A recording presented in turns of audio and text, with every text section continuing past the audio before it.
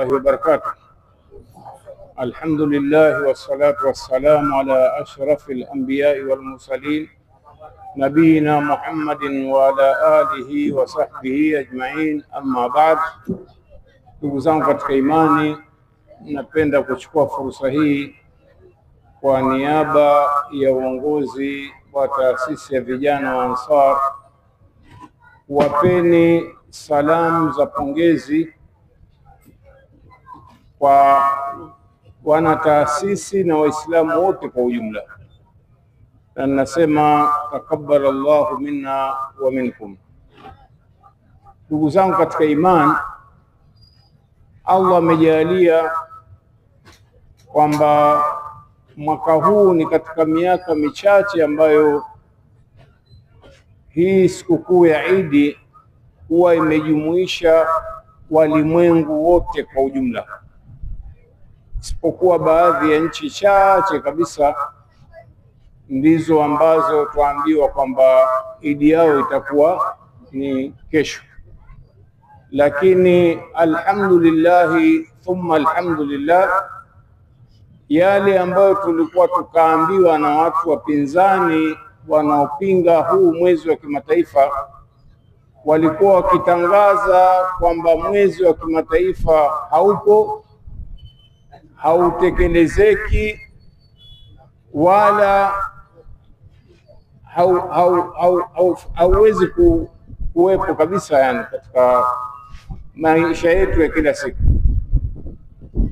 Tukio la mwaka huu limethibitisha kutokuwa na ukweli juu ya kauli hii, kwa sababu alhamdulillah takriban nchi, nasema tena na kariri, nyingi za Kiislamu na zisizokuwa za Waislamu ambazo ndani yake kunaishi Waislamu, leo ndio siku ya Idi.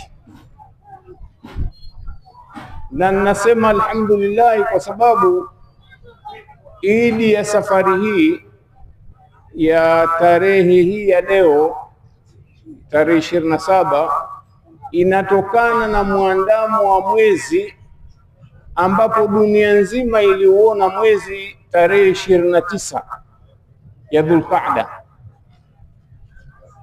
jambo ambalo huko nyuma tulikuwa tuambiwa haiwezekani kwamba eti nchi za mbali kuwa na maslahi moja na nchi hii yetu, mfano wa Tanzania. Kwa mfano nchi za Arabuni kama vile Saudi Arabia, ambapo ndio hivi sasa kunasimama ibada ya Hija, tuliambiwa kwamba Saudia iko na maslahi nyingine, bali na nchi zilizokuwa mbali, mashariki ya mbali, ziliambiwa pia kwamba haziko kwenye maslahi.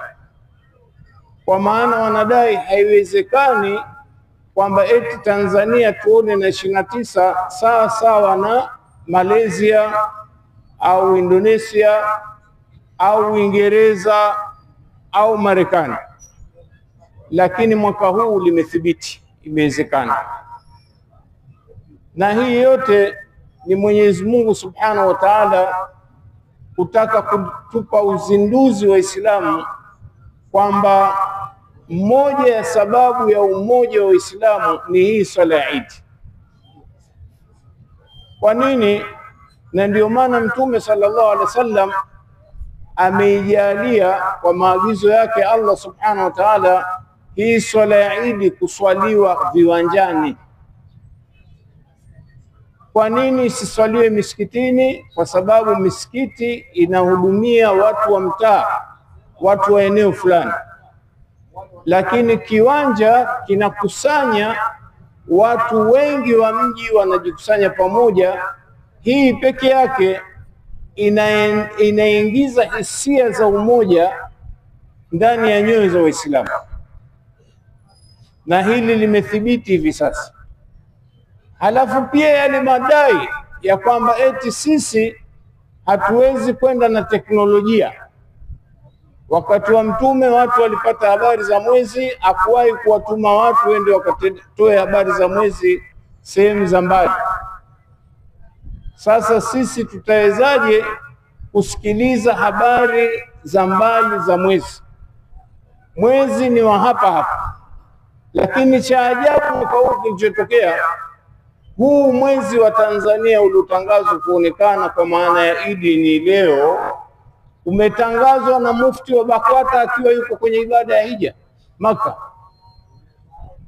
Vipi watu walipata habari hapa? Teknolojia. Sasa utawezaje kuikataa teknolojia? Kwa sababu teknolojia ndiyo ambayo inawepesisha kuitekeleza hii dini.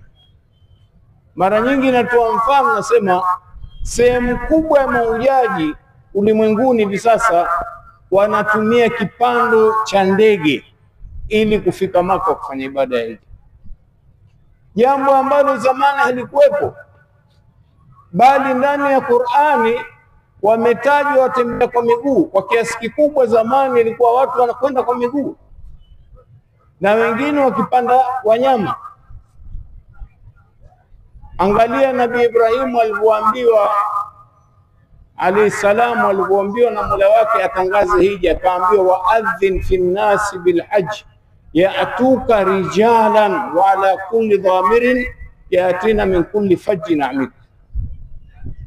Watangazie watu ibada ya hija, watakujia kwa miguu, watakuja kwa miguu, yaani watakuwa wanatembea kwa miguu, na wengine watapanda vipando, yani wanyama, ngamia, punda, farasi.